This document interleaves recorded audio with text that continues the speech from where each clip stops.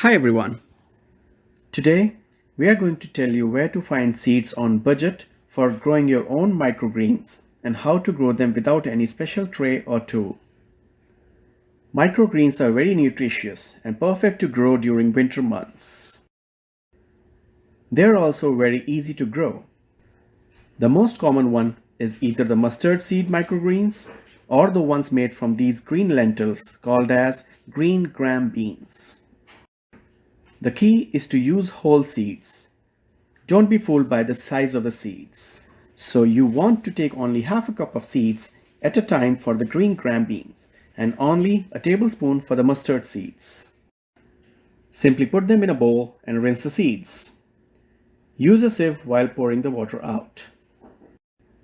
After rinsing, put them in a bowl and cover with water. Cover and leave them overnight. Next day you will see the seeds swelled up. The green gram beans grow very fast. Simply change the water for next 3 to 4 days.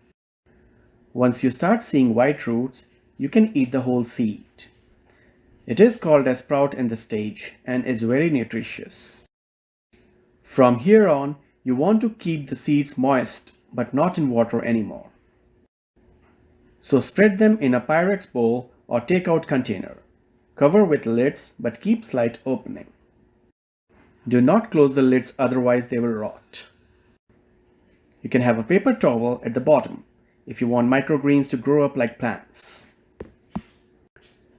Once the microgreens reach the stage of growth you prefer them to be in, you can keep them in refrigerator. This is the growth achieved in 10 days.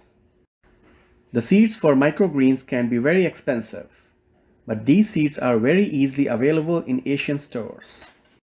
Organic seeds are also available at very reasonable rates. Look for whole seeds though, because split seeds won't germinate.